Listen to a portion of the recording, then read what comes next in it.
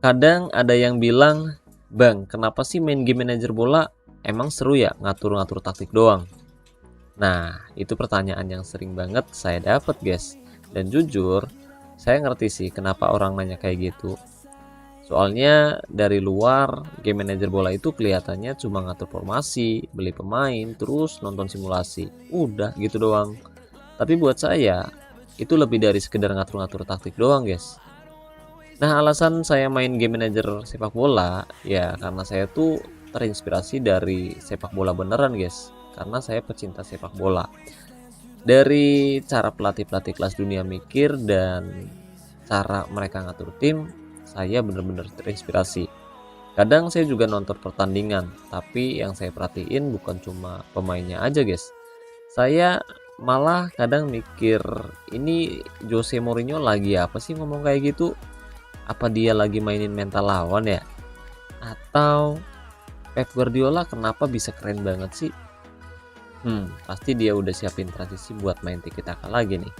Nah, kenapa juga ya? Kok Carlo Ancelotti kayaknya tenang banget ya? Apa dia udah atur semuanya dari awal? Atau ada hal lain lagi yang mereka bicarain di ruang ganti?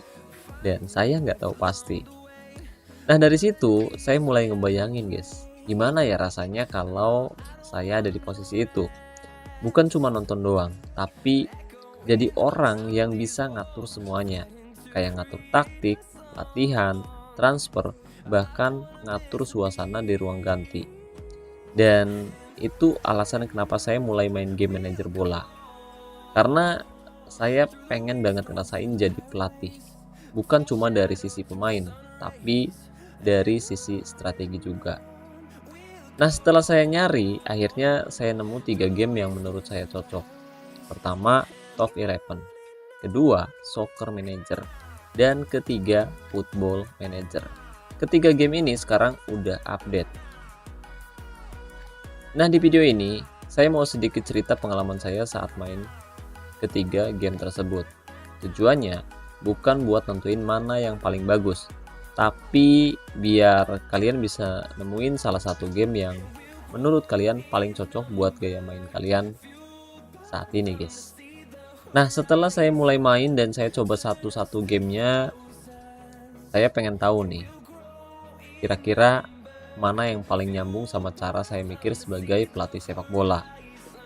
Pertama, saya coba main game Top 11. Ya, game ini yang menurut saya paling ringan sih. Karena saya bisa main sambil ngopi, sambil santai, sambil kerja, atau bahkan sambil ngedit video sekalipun. Tampilannya simple banget, tapi menurut saya justru grafiknya yang paling enak dilihat. Gerakan pemainnya halus, ada selebrasi gol, ekspresi pemain pas menang, pas dilanggar, dan juga pas dapat kartu. Nah, ini nih yang bikin feel pertandingannya tetap dapet, guys.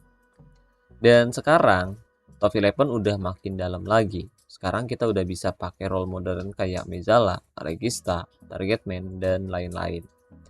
Lalu latihan juga bisa kita sesuaikan sendiri, guys. Kita bisa atur taktik dan juga transfer. Sementara untuk transfernya sendiri masih tetap pakai sistem bidding yang lumayan bikin deg-degan sih, tapi seru.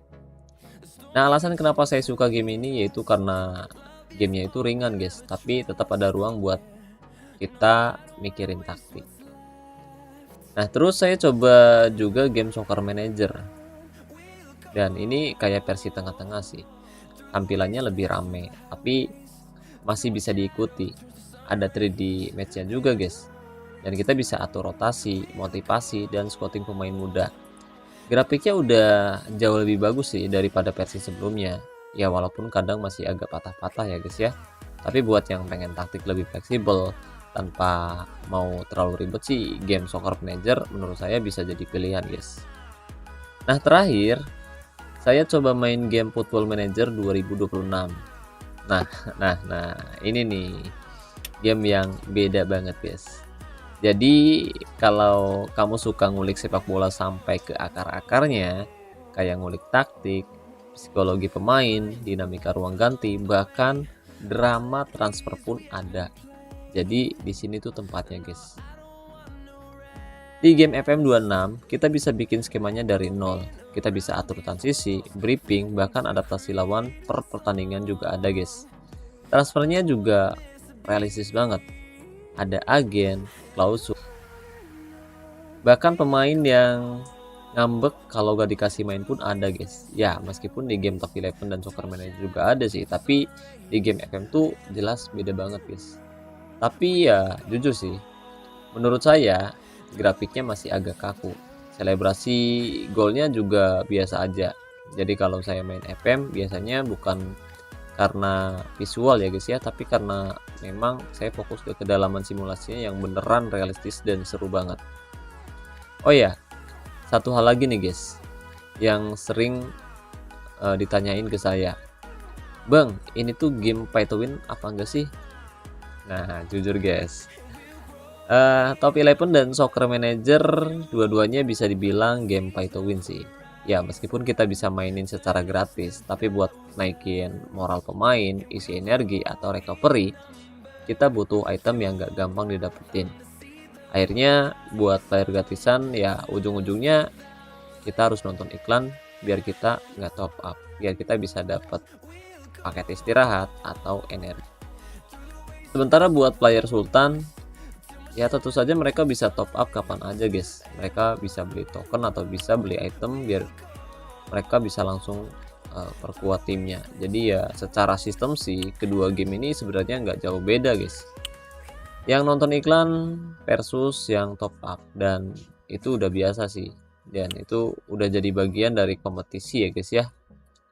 Nah kalau Football Manager ceritanya beda lagi nih guys. Game ini nggak ada iklan sih, tapi ya kita mesti bayar pak. Jadi kita bisa beli langsung gamenya, atau misal mau nyoba sementara kita juga bisa coba langganan sebulan dulu guys. Dan buat sebagian orang Indonesia sih menurut saya harga gamenya lumayan mahal ya guys ya. Selain itu di versi PC dan versi mobile juga tampilannya beda banget guys. Di PC tampilannya udah lengkap, ada fitur 3D match, analisis, dan semua detail sudah lengkap. Tapi di versi mobile saat ini tampilannya masih pakai tampilan 2D yang jadul banget, kalah sama game Top 11 dan juga game Soccer Manager yang gameplaynya udah 3D. Jadi kalau kamu main FM26 di HP rasanya tentu nggak sekomplit kayak main di PC guys. Jadi ya balik lagi ke kalian sih, mau mainin yang gratisan, yang kompetitif, yang visualnya enak dilihat, atau yang taktis banget, dan semua ada pilihannya masing-masing. Nah kalau kamu suka game yang ringan tapi tetap realistis, menurut saya Top 11 udah makin lengkap sekarang. Tapi kalau kamu pengen keseimbangan antara taktik dan gameplay, Soccer Manager mungkin bisa jadi pilihan. Tapi kalau kamu pengen simulasi manajer sepak bola yang bener-bener dalam dan kompleks banget, game Football Manager 2026 itu tempatnya guys. Asalkan sebelum main kalian udah siapin waktu dan budget buat beli atau buat langganan gamenya. Dan yang paling penting nih guys, setiap orang punya gaya main dan pendapat yang beda-beda. Nah saya pribadi tentu selalu menghargai perbedaan pendapat dengan teman-teman semua, karena justru dari situ kita bisa saling belajar dan tentu saja saling ngobrol mengenai sepak bola.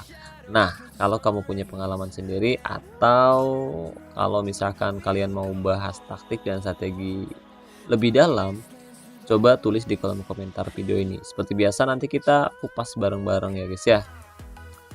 Oke, jadi mungkin itu saja yang bisa saya bahas kali ini. Kalau kamu suka dengan pembahasan seperti ini, yuk bantu like videonya. Dan buat teman-teman yang ingin terus mendukung saya, yuk bantu subscribe channel